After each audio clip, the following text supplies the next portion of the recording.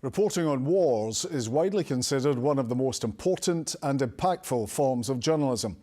Among the foremost Scottish members of the profession are the filmmaker Robbie Fraser and the photojournalist David Pratt. Tomorrow afternoon, they will be at the Glasgow Film Festival to discuss their experiences in Ukraine, Iraq and Afghanistan and discuss the responsibilities and ethics of covering conflict.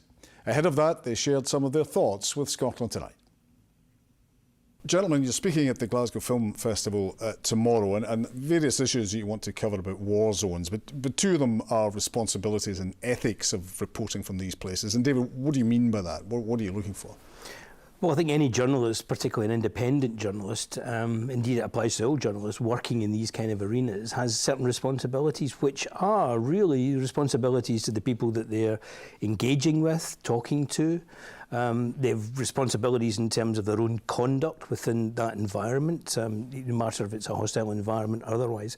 So there is a lot of principles there, I think, that you know, some of these things have become rather kind of vague for a lot of reporters over the last few years. And I think it's very healthy to remind ourselves, given what's going on in the world right now and the toll that's been taken on journalists, that we have our own responsibilities when we're operating in these theatres. So, you know, hopefully tomorrow we'll be able to tease out and remind people of what some of those actually are. And another element, Robbie, is the practicality, or the practicalities. What are the practicalities of being in a war zone? So I count myself as a documentary filmmaker rather than a journalist per se. And when you approach working in what we call a hostile environment, or which could be a conflict zone or a post-disaster area, there's a whole range of additional considerations on top of what one normally deals with. And that could range from the specific risks of a particular environment. If there's a hot conflict going on, there are different types of conflict. So Ukraine, one might approach a shoot completely differently to the way that one might approach a shoot in Iraq or in Afghanistan. What as a documentary producer do you need to think about in terms of insurance, in terms of kit? You have to be extremely self-sufficient in terms of what you take. I would say it's almost analogous to the way that one might approach an expedition shoot if you were working on a mountaineering shoot or a show like Human Planet. You know, my rule is take two of everything, and you have to review your kit, make sure what are the points of failure in your kit, what can you afford to lose, and how can you keep going if you lose a certain bit of kit. Personal protective equipment, which means your helmet and your body armor. What are the circumstances under which you would utilize them? First aid kit, do you know how to use it, and the training that goes into that? So we'll talk about what they call a HEFAT course, Hostile Environment and First Aid Training course, which is where you learn the basics of, you know, quick triage of the sorts of incidents that you might encounter. Okay, well, let's have a look. The first clip we're going to see is when you were in Ukraine last year, and you're out with a Ukrainian military unit. And I should say there's a warning of some bad language here, but let's have a look at that. Our wars turned into something from the Blade Runner. Yeah. You got to realize that there's a lot of traffic in the air, both ours and theirs. It's not enough just to fall back. You still have to hide from the eyes in the sky. Yeah. And we have a tank. Oh, fuck. I think you got recently hit. Recently hit or broken down? Oh, probably recently hit, but it looks of it, down, yes. So you're going past a tank there that's been recently hit. I mean, what's going through your mind? Well, actually, the tank, we suspect, was actually hit while those guys were coming to pick us up. So it had just happened a short time before. There was no signs of the crew around. What was going through my mind, certainly at that particular point in time, was how exposed we were. It was very open ground, and we were heading to their positions. But the tank itself had been hit. So, you know, obviously, we're moving a bit faster, but you're clearly very vulnerable in that situation. You know, but it's one of the things about Ukraine is this ubiquitous use of drone warfare at the moment. You know, and it's a terrifying prospect that this stuff's above you at any moment. And quite often, just shortly after that, we ended up having to shoot at a drone in the sky, which we weren't sure whether it was a Ukrainian drone or a Russian drone, but the guys weren't taking any chances, So there's a lot of things going through your mind at that particular point in time.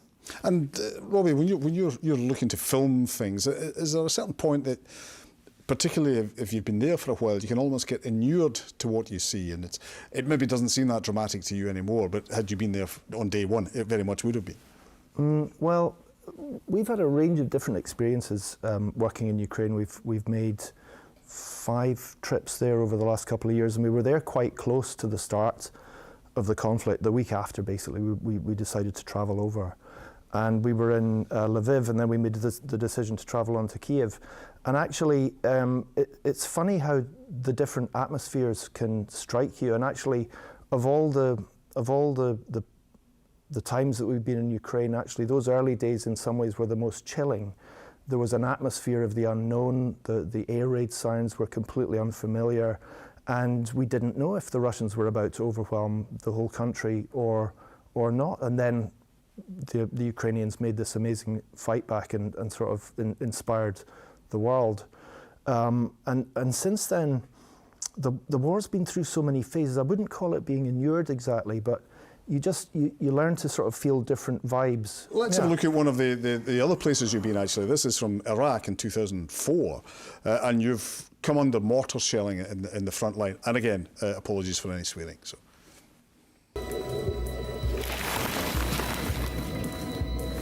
What is it, mortar? Yeah, mortar.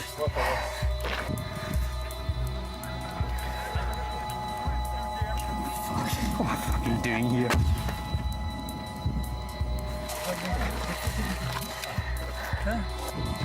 Time to be sensible.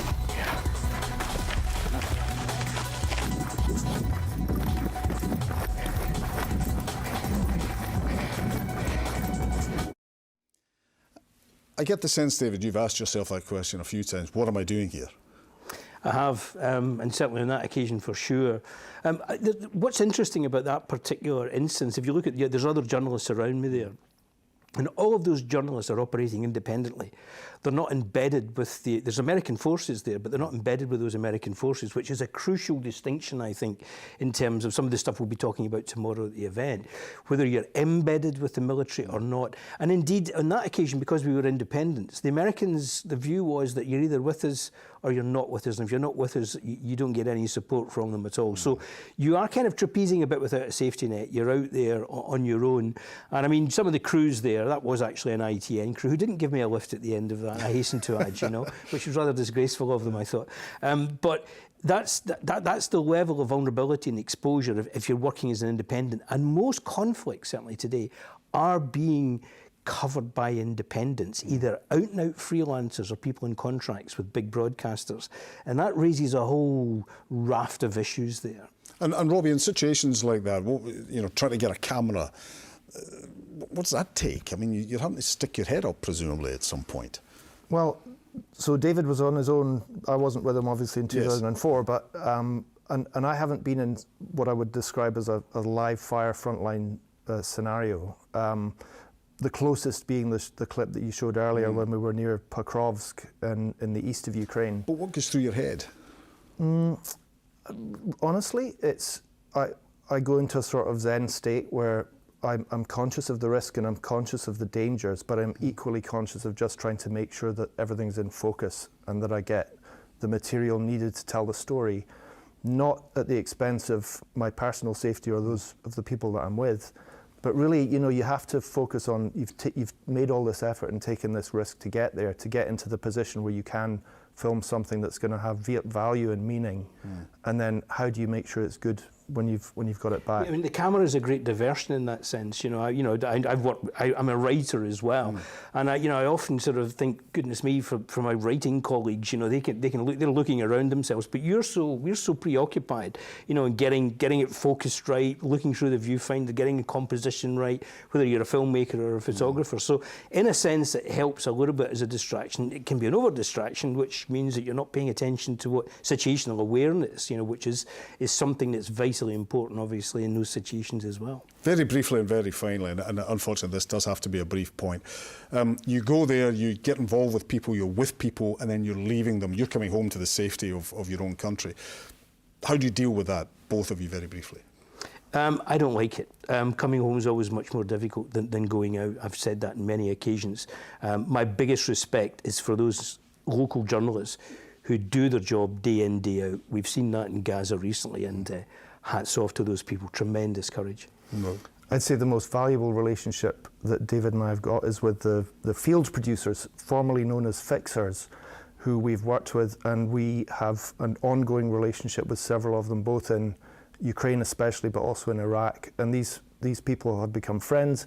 We talk to them constantly, when we're not in country, and we really look forward to going back to work with them. Robbie, David, it's been a fascinating discussion. Thanks for joining us. Pleasure.